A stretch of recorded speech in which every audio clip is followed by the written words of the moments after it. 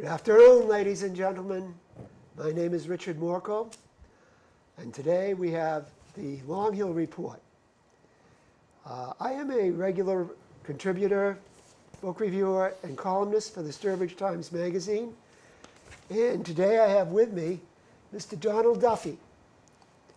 Mr. Donald Duffy is a writer on the subject of local Indians and other aspects of it anthropologically. And today we have him to discuss some aspects of his books, I should say, and if you want to hold those up. Yep. The Around, how do you pronounce that? Pottequadic. And the Quaboag and Nipmuck Indians. It's basically, he's a man who has studied the history of the early settlements in our area. And here in Charlton, just up the street, we have Mugget Hill. And you want to tell the people what happened at Mugget Hill? I'd be happy to. I'm going to start, however, in Munson, and I'm going to work to Brimfield, and then I'm going to finally get up to Mugget Hill. And I had been studying a fellow named Levi Chase from Sturbridge. Wrote a book, 1919, The Bay Path and Along the Way. And I was very fortunate. He had some great maps in there. I was trying to determine how this was originally an Indian path, followed by the original settlers, and it went from point to point, and then eventually things changed. Anyway, the interesting thing to me is Levi Chase is running the Bay Path over hills. And I've been saying to myself, why are we going over hills? That's kind of a complicated and a difficult way to go.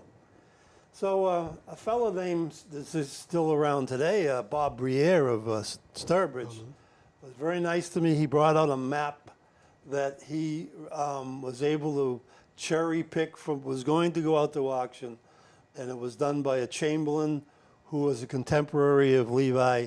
And he took Levi's places that Levi had pointed out in his book. And instead of the maps that Levi have, which are a little bit hard to figure, he had them all on a topo map by number. So I was able to go into Munson to Bald Peak.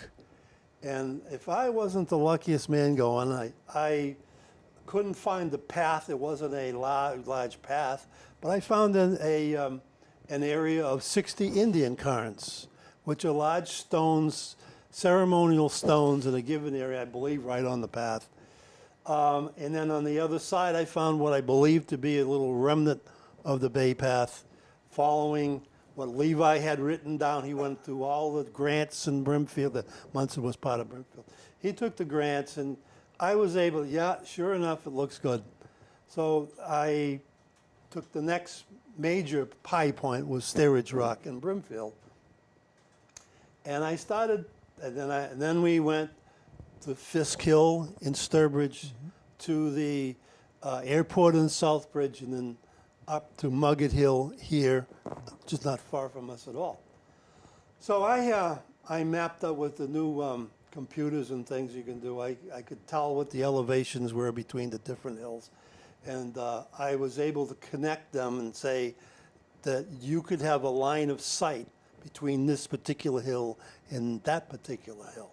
And I was able to follow this, and I found out that from Bald Peak, you could see Steerage Rock. From Steerage Rock, you could see Fisk Hill. You could then see the airport, and then you could see Mugget Hill. Also in Brimfield, we found another area that we just discovered last year, which is well over 100 Indian cairns, various stone structures, one of which I even would call a turtle effigy.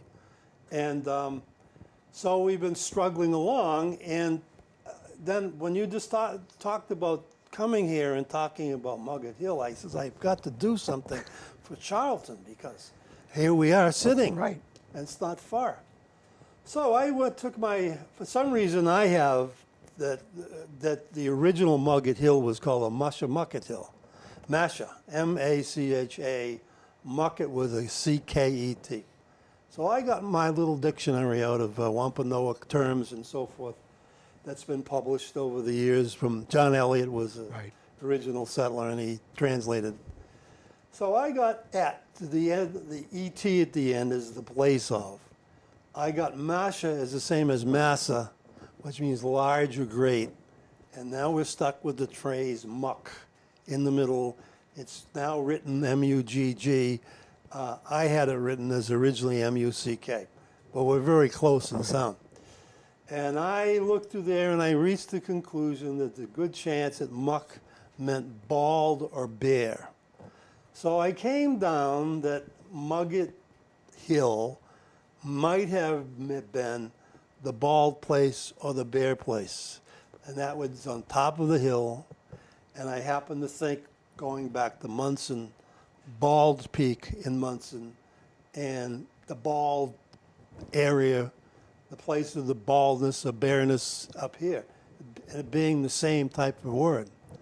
And so then what I did is I started looking at what you could see from Mugget Hill. And remember, it was bare, they bald.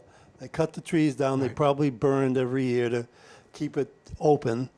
And I was able to just find that you can see what's called Pacachog from Mugget Hill. Pacachog being an Indian village just south of what is today Holy Cross in Auburn. Yeah. And it's a direct line of sight to there. I also found that you could see from Mugget Hill here, you could see Dresser Hill, top of Dresser Hill. And what really blew my mind is you can see from here Coy's Hill and Warren. In addition, from Mugget Hill, you can see Fisk Hill, and you can see the airport in Southbridge, assuming all the tops are cleared. But there's nothing to intervene in seeing the tops of these hills. There's no hill in between them. Right. So if you follow Levi Chase's argument, and you place the various places he did, and can locate them on the topo from Bob Rare, you can see that Levi Chase pretty much all those little places he was able to find pretty much follows the line of sight between Bald Peak and Munson, Steerage Rock and Brimfield, Fisk Hill and Sturbridge, the Southbridge Airport and Mugget Hill. Now, then I went a little bit further because Levi Chase ran the Bay Path down to Oxford. And there is a road in Oxford called Quaboag Ave. And Daniels, in his Histories of Oxford, wrote that used to be called Quaboag Path. So if you just go down to that and you follow Oxford Road up here, up the hill, and you just go to the town and you keep going to Quaboag Lake and then follow it into Foster Hill and West Brookfield, that was the Quaboag, that was the road from Quaboag down to Oxford. Now, the only little oddity is, up here there is a road called the Bay Path that runs off, I believe it's Old Worcester Road. And it's parallel to Old Worcester, but it's in the direct line to Pacachog. So there might be a little bit of discrepancy saying, well, did it go here or did it go there? However, the whole point of it is the Bay Path went to Massachusetts Bay. So there are about 5 bay roads in Massachusetts of different places that ran to Boston. They all eventually ended up in the middle of the bay. So if you're here and there's a Southbridge Road, it ran to Southbridge. If you're in Southbridge and there's a Charlton Road, right, it ran to Charlton. So it didn't necessarily say this is the Bay Path or the only Bay Path, but it looked to me like there's a little bit of divergence here. One went to, there was an Indian trail that went to Pacachog, and there was an Indian trail that down went to Oxford, and then the settlers took those roads over, and up here, Mugget Hill is used, the road that goes by it. When you go down to Steerage Rock and you go to Bald Peak in Munson, they are so difficult that they are no longer used. Mm-hmm. And when the settlers got here, they quickly found some method of going around the peaks and the hills. Well, So that's what I wanted to say about the, the settlers would have had bigger carts and animals. yes, they came here to start with, they did not have carts. But, yeah, Okay, later on, they got into carts, and then oftentimes, if the road was decent enough, they'd cut any tree that they needed to require to cut to make it a little wider, and it grew. And then parts that were just too difficult, they so just they made did their something own. else. I mean, yeah. And now some of the roads are all covered with pavement. That happens, yeah. I wonder. Anyway, but yeah, you mentioned, and if you want to go on to something else, but you did mention Ashkor, how do you say that? Ashquash. Well, I have a whole section on the Ashquash because there are like 5 different opinions on where Ashquash is. And I went down to there's an Indian deed.